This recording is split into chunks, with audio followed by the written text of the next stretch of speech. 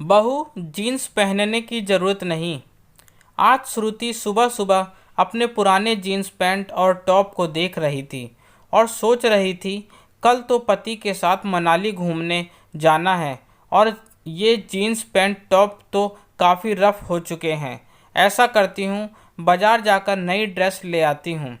इतने में श्रुति की सास अनीता जी उसके कमरे में आ धमकी और कहने लगी, सुनीता हो बहू, अब की बार जीन्स की पैंट पहनकर घूमने जाने की ज़रूरत नहीं है।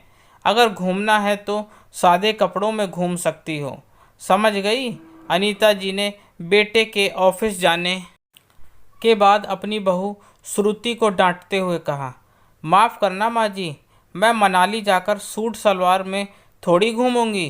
कभी कभी तो मौका मिलता है बाहर घूमने का, और वैसे भी अब की बार पूरे 3 साल बाद जा रही हूँ और वहाँ पर कौन सा हमारा रिश्तेदार बैठा है माँ जी, जो मुझे देख लेगा।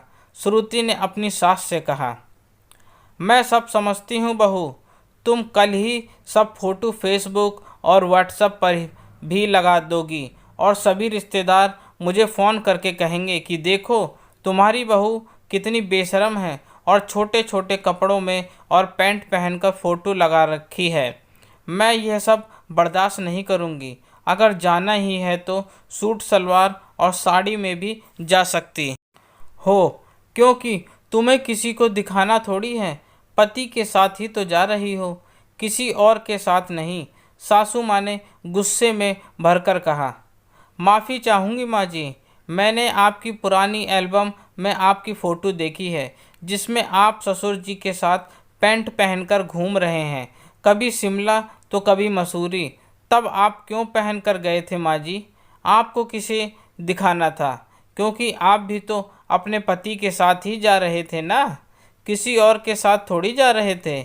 जवाब दीजिए माँ जी, तुम्हारी हिम्मत कैसे हो गई बहू मुझसे ऐसे बात करने की?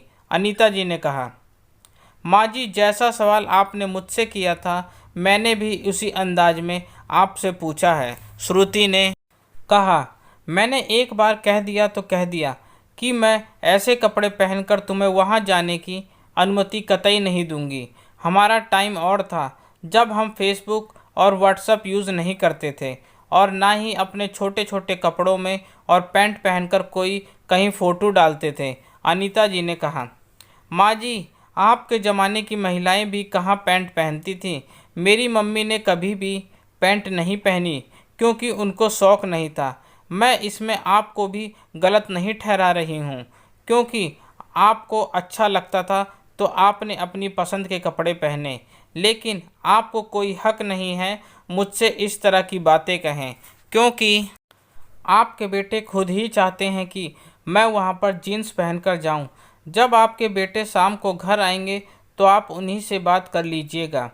और वैसे भी पैंट पहनने से कोई भी महिला गलत नहीं होती। मैं जब से इस घर में आई हूँ आपका पूरा मान और सम्मान किया है।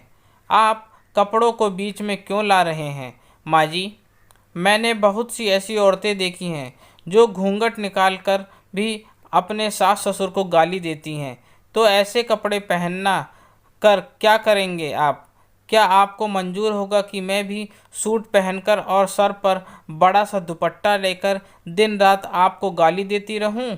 और वैसे भी मैं हमेशा ऐसे कपड़े थोड़ी ही पहनती हूँ माँ जी, मुझे यह सब मंजूर नहीं है। श्रुति ने कहा।